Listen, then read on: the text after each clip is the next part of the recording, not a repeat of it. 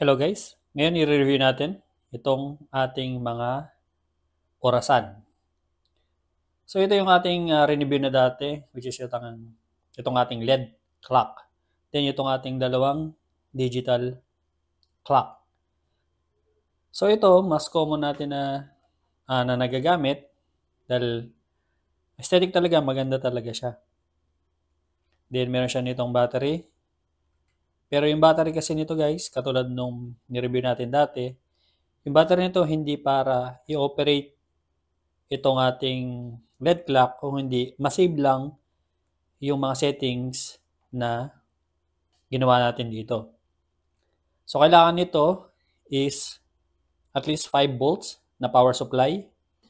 Is either sa inyong PC, saksakan nyo sa PC para gumana to, or power bank katulad nito. Gamit natin is power bank, or sa outlet, pero gagamit tayo ng power brick o yung mga charger natin para mapagana ito. Hindi katulad nitong dalawa, itong ating mga digital clock. Ito is powered ng isang AAA battery. Ayan. So dito sa atin, so mas naka-emphasize sa kanya yung temperature, then yung humidity, at yung orasan. So maliit lang yung area o yung ating orasan. Then meron siya nito sa likod, stand. Yan, para makatayo siya. So same lang sila, itong dalawa. So ito kasi yung HTC1. So ito yung first version. Then ito yung HTC2, yung second version. So parehas lang sila. So ito kasi hindi ko pa siya nabubuksan. So buksan na natin. Yan, yung mga manuals. Ang pinagkaiba nitong dalawa, yung HT1, so meron na rin siyang free battery, is so may sticker pa to, kaya may number to. Pag tinanggal natin yung sticker, covering,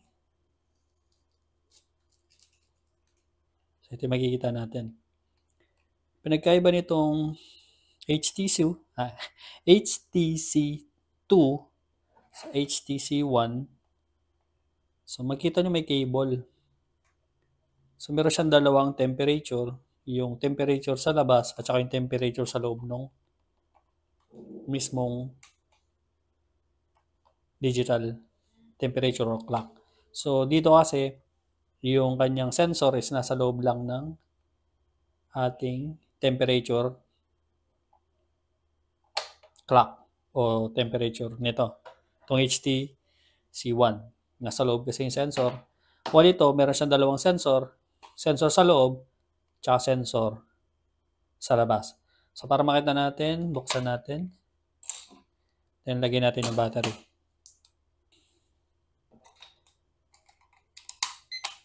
Yun, bubukas na siya. Yan o, makikita nyo, meron siyang yung in, which is yung sensor niya sa loob, itong HTC2, at yung out, which is yung sensor nito sa labas, which is ito. Then yung ating oras at yung ating humidity. Tingnan natin yung sensor niya dito sa loob. So halos parehas naman, may konting discrepancy, 31.2, 31.5. Then dito naman yung ating temperature is 31. So dito kasi wala siyang decimal eh. So lagi siya naka whole number. Itong ating digital, meron siyang point. Pero dito kasi sa HTC1, yung temperature lang natin, yung temperature na sensor na nasa loob ng atong clock. While ito, may dalawa, katulad nga na sinabi natin, isa sa labas, isa sa loob. Kaya mas maganda siya. Medyo mas mahal lang tong HTC2 ng konti. dito sa ating HTC1. Kung gusto nyo ng medyo mas malaki yung temperature na nakikita, itong HTC1. Kasi dito sa HTC2, medyo magkaparehas kasi yung font o laki ng mga number and letters dito sa ating HTC2. Madali lang siyang ina-adjust. So, ang na-adjust lang talaga dito yung time, date. Kasi hindi naman natin pwedeng baguhin yung temperature. Kasi walang silbi yan kung nababago natin yung temperature. So, ibig sabihin, dinadaya natin. Yan. So, makikita nyo yung mode adjustment. Then, yung ating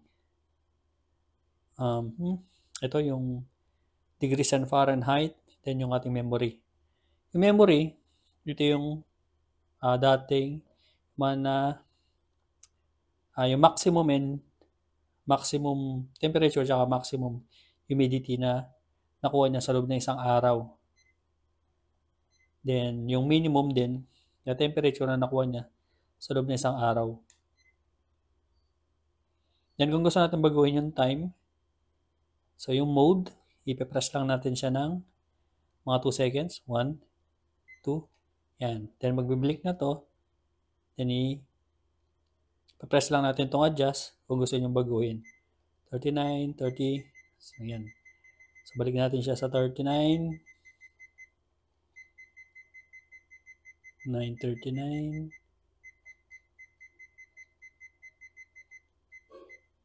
Yun. Then, press nyo lang ulit yung mode. Magbabago yan. So, pwede nyo nang palitan yung 9. Then, mode ulit. So, yung 24 hours or 12 hours kung gusto nyo. 12 or 24. So, gusto ko yung 24 hour. Then, yung ating year, 2024. Then, yung date, 6/16. Yung araw.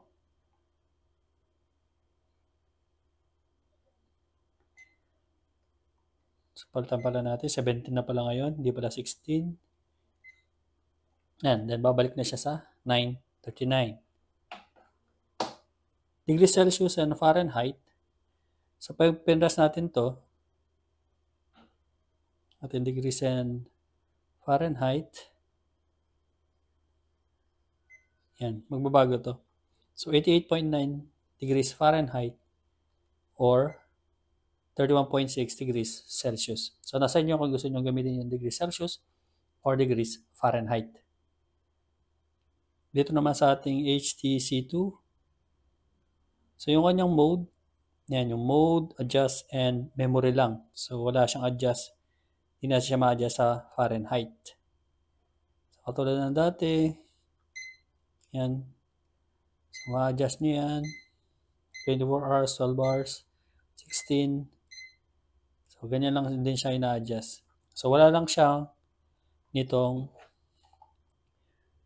degrees Celsius and degrees Fahrenheit na pagbabago dito. So, hindi natin siya mapapalitan. So, nakafix lang siya sa degrees Fahrenheit. Sa tatlong LED clock na to, so meron silang pros and cons. So, itong LED clock natin, yung pros nito, yun, maganda yung kanyang aesthetic, malaki yung kanyang mga numbers. Yung kanyang orasan, yung kanyang date and time, then yung kanyang temperature. Ang cons lang nito is kailangan nyo siyang isaksak sa isang 5 volts na power. So, power bank, tulad nito, sa ating outlet, pero gagamit tayo ng power brick o yung ating charger or sa ating computer or laptop. Dito naman, itong mga HTC naman, ang kagandahan naman nila is kaya silang i-power ng isang AAA battery. Then meron din silang stand. Pwede nyo silang ilagay sa inyong tabletop or sa wall. So, kung gusto nyo naman na meron dalawang temperature na makukuha, which is itong temperature sa loob ng ating HTC at yung external na temperature. So, sa kanilang tatlo guys is okay na okay sila. Lalo na dito sa temperature nito, malaki. Dito naman is makikita nyo may dalawang temperature, medyo maliit lang. Pero sa akin siguro, mas okay sa akin itong CHT1. Medyo mas mura siya ng konti kaysa dito. So, hindi naman sila gaanong kalaki o malaki yung difference ng dalawa. It's nasa 0.4. Yung degree Celsius lang yung kanilang diferensya. So, yun lang guys, para sa video na to. Kung nagustuhan nyo yung video natin, please subscribe and like. Thank you guys for watching. Until the next video.